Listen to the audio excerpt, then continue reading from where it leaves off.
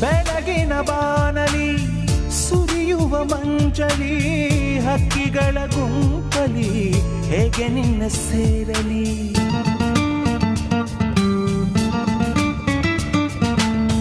ತಿರುಗುವ ಧರೆಯಲಿ ಹರಿಯುವ ಝರಿಯಲಿ ನೀ ಉಸಿರಾಡಲು ಹೇಗೆ